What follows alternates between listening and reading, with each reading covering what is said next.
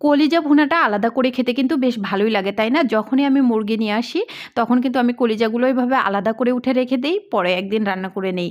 তো শুরুতেই কলিজা ভুনাটা তৈরি করার জন্য চুলায় একটা প্যান বসিয়ে দিয়েছি। প্যানটা গরম হয়ে আসলে এখানে আমি 1 কাপ পরিমাণ পেঁয়াজ কুচি এবং সাথে বেশ কিছুটা কাঁচামরিচ কুচি অ্যাড করে দিচ্ছি।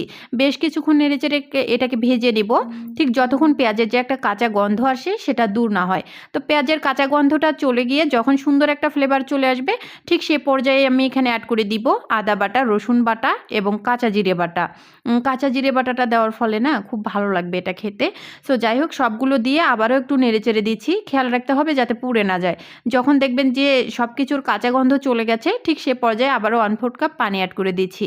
এবার খুব ভালো করে নেড়েচেড়ে মশলাটা কষিয়ে নিব। তার আগে আমি এখানে শুকনা মশলা অ্যাড করে দিব। লবণ দিয়ে দিচ্ছি স্বাদ অনুযায়ী, হলুদের গুঁড়ো 1 টেবিল চামচ, নেড়েচেড়ে আমি এখানে শুকনো মরিচের গুঁড়ো 1 টেবিল চামচ দিয়ে দিব। ঝাল যারা কম পছন্দ করেন তারা একটু কমিয়ে দিবেন। আমি বরাবরই ঝাল পছন্দ করি, এজন্য সব তরকারিতেই ঝালের পরিমাণটা একটু বাড়িয়ে দিই। সো যাই হোক, মরিচের গুঁড়োটা দেওয়ার পর খুব ভালো করে নেড়েচেড়ে মশলাটাকে কষিয়ে নিতে হবে। মশলাটাকে কিন্তু আমি খুব ভালো করেই কষিয়ে নিচ্ছি, সেটা দেখতে পাচ্ছেন। যখন দেখবেন যে মশলা থেকে তেল উপরে ভেসে চলে এসছে আর সুন্দরভাবে কষিয়ে নেওয়া হয়ে গেছে, ঠিক সে পর্যায়ে পরিষ্কার করে রাখা কলিজাগুলো অ্যাড করে দিবেন। আমি কিন্তু কলিজাটাকে খুব ভালো করে পরিষ্কার করে নিয়েছি, এজন্য গরম পানিতে আর কলিজাটা অ্যাড করলাম না। আর যদি দেখতাম যে কলিজাটা বেশি ভালো না, তখন আমি গরম পানিতে আর লেবু রস দিয়ে আলাদাভাবে সিদ্ধ করে নিতাম। তো আপনারা চাইলে কিন্তু কলিজাটাকে ছোট ছোট পিচ করে কেটে নিতে পারেন। তো কষানো মশলার মাঝে কলিজাটাকে দিয়ে কিছুক্ষণ নেড়েচেড়ে আমি ঢাকনা দিয়ে রান্না করে নিচ্ছি।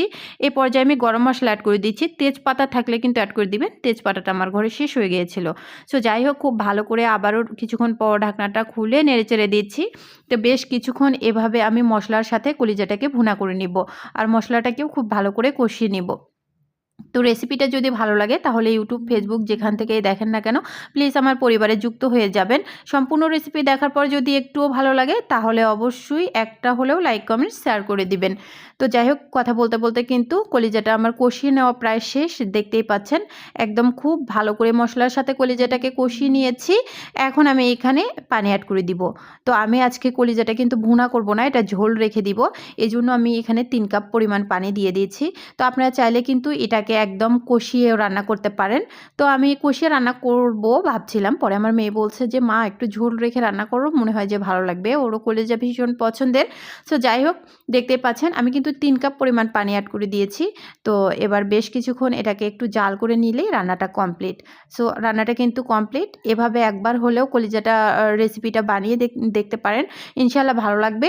টাটকা বাটা মশলায় রান্নার টেস্ট কিন্তু সবসময় অসাধারণ হয়। এতক্ষণ রেসিপিটা দেখার জন্য সবাইকে অসংখ্য ধন্যবাদ। ভালো থাকবেন, সুস্থ থাকবেন। দেখা হবে পরবর্তী কোনো ভিডিওতে। আল্লাহ হাফেজ।